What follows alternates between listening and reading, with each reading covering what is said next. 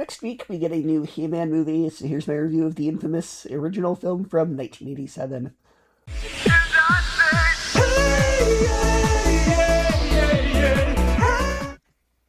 Masters of the Universe from 1987 is one of the strangest live-action adaptations of a cartoon and toy line ever made, because on one hand, it is absolutely ridiculous.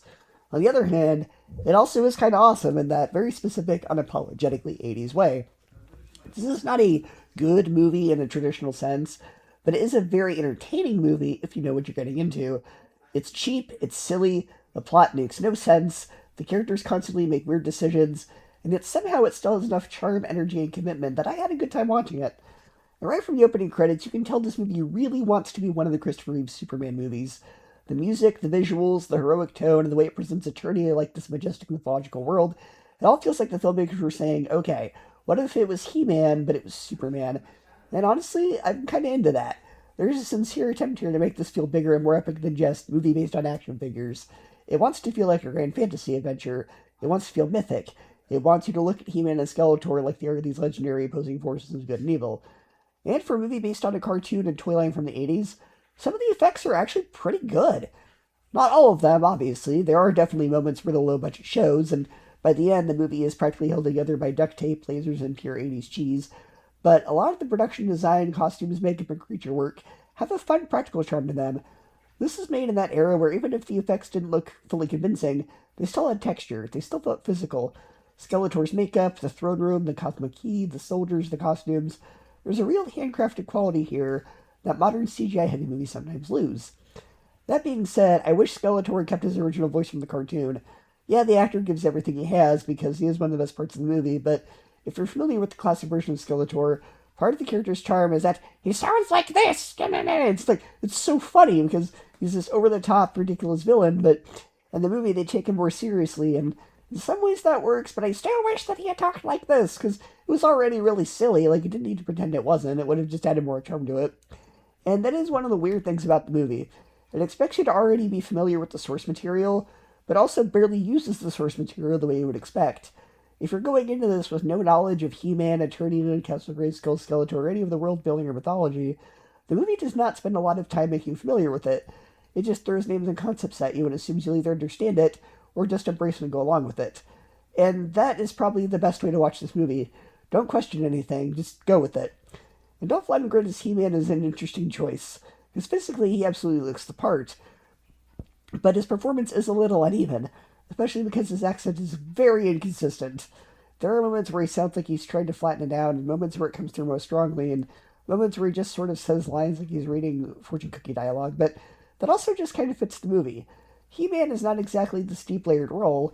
He's a noble hero with a sword who says heroic things and punches bad guys, and Dolph Lundgren can do that. And really, this movie is basically a live-action cartoon, as it should be, and that's the best way to describe it. It's bright, weird, loud, cheesy, and full of characters who look like they should come with accessories sold separately. There are laser battles, portals, evil minions, heroic speeches, random Earth teenagers, fantasy warriors, and a magical key that's basically a cosmic synthesizer. The movie does not care about realism. It does not care about subtlety. It does not care whether the plot holds up if you think about it for more than a few seconds. It is a cartoon brought to life, and that was the right approach. The funniest thing about the plot is that it is basically the same basic story as the MCU Thor movie from 2011. This warrior from another realm is trapped on Earth and trying to get back home, while being hunted by forces from his own world. There are also ordinary humans caught up in this cosmic fantasy conflict, and a powerful villain trying to control the mystical kingdom. Obviously, the Thor movie does that with more polish, better character development, and a much bigger budget, but the core idea is surprisingly similar. Masters of the Universe walked, so Thor could run. There are also some pretty obvious comparisons to Empire Strikes Back, specifically with the villain sending bounty hunter-style characters after the hero. Skeletor doesn't just go and chase He-Man himself. He sends this weird little group of evil warriors to track him down, and that gives the movie a very Darth Vader hiring bounty hunters vibe. You can feel the influence of Star Wars and Superman all over this thing. The movie is not subtle about its inspirations at all. It's like the filmmakers put Superman, Star Wars, Conan, and a toy commercial into a blender and just poured out whatever it is.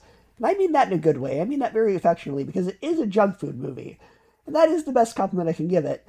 It's not trying to be prestige cinema. It's just junk food, but in a good way. You know it's not exactly good for you, but you enjoy it anyway. It has that watch it with your most obnoxious friends and laugh at the weird choices energy. That's the kind of movie where the bad parts and the good parts are so meshed together that you can't really separate them. And its cheapness is part of the charm. Its overacting is part of the charm. The nonsense plot is part of the charm. The fact that everyone is taking this way more seriously than they probably should is, yes, part of the charm. But the weirdest creative choice is that He-Man is not actually the main character. For a movie called Masters of the Universe, based on He-Man, starring Dolph Lundgren as He-Man, you would think the movie would be about He-Man. But no. The movie spends a shocking amount of time focusing on some random Earth dude named Kevin and his girlfriend. And they weren't terrible characters, but why are they the main characters? Why is so much about this movie about Kevin, his music, his girlfriend, and her grief over her dead parents? Like, I understand why they did it from a studio perspective. They probably wanted human characters the audience could relate to, and they wanted Earth to make the movie cheaper. They wanted teenagers because it was the 80s, but it is still very funny that He-Man gets transported to Earth and basically says, anyway, here's Kevin. That subplot is not completely useless. Julie's story with her parents gives the movie a little bit of emotional weight, and Courtney Cox does a decent job with what she's given. But at the same time, I kept thinking, okay, can we please just get back to the world of He-Man? I want to see more of Castle Grayskull. I want to see more of the actual Masters of the Universe in this movie called Masters of the Universe. There's a giant fantasy world that's right there, but it spends most of its runtime in America. And yeah, that was due to the budget, because this movie was made basically no money, but still. And speaking of budget decisions, you can really tell by the end that, yeah, the studio was running out of money. The final battle between He-Man and Skeletor should feel huge. This ultimate showdown between good and evil, this massive sword fight, but it's very small, it's very cheap. The lighting is darker, the sets are small scale, and the choreography is very, very cheap. The movie basically says, all right, we have enough money for about 3 sword swings and some dramatic smoke, and that's it. But the cheapness is also kind of why the movie is memorable, if not infamous. It's kind of lovable about how hard it tries desperately, not having the resources to fully pull it off.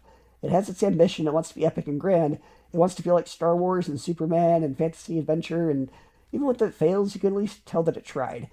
And yeah, the actor who played Skeletor was easily the standout. He knew exactly what kind of movie he was in, and instead of phoning it in, he gave 110%.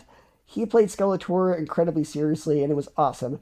Every line was delivered like it was the most important villain speech in cinematic history. He was dramatic, theatrical, over the top, as he should be, and that's what this movie needs. If the actors looked embarrassed and kind of phoned it in, it wouldn't be as fun, but the actors kind of commit. They own their ridiculousness. It's campy and it's fun, and that is true for a lot of the cast. Nobody gives any subtle performances here, but that's not what the movie was. The actors seem to understand they are in this bizarre, cheap live-action cartoon, and instead of fighting against it, they leaned fully into it. And that is a big reason why the movie still works as a junk food movie.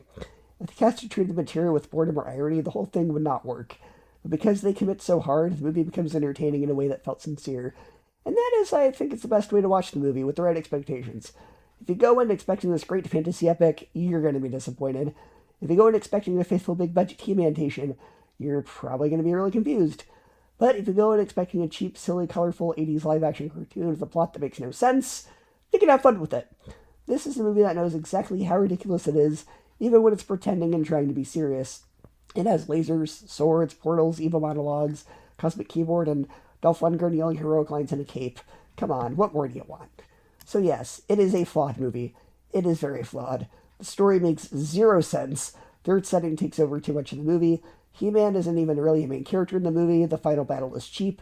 And the movie already assumes you know anything about Masters of the Universe, and also doesn't give you enough of that world. But at the same time, it has a bit of charm to it. It's energetic, it's visually fun, and it's completely unapologetic about what it actually is. It is not prestige film, not even close, but it is a fun junk food movie. It is campy 80s fantasy cheese in the best way. Sometimes you just have to embrace the weirdness, embrace the cheapness, embrace the bad dialogue, embrace the overacting, and most importantly, embrace the camp. So I'm going to give this B movie, what else? Appropriately, a B. An 8 out of 10 and 4 out of 5 stars. It's not a great movie, but it is a great bad movie. A movie that's so bad it's good. And sometimes that's exactly what you're in the mood for.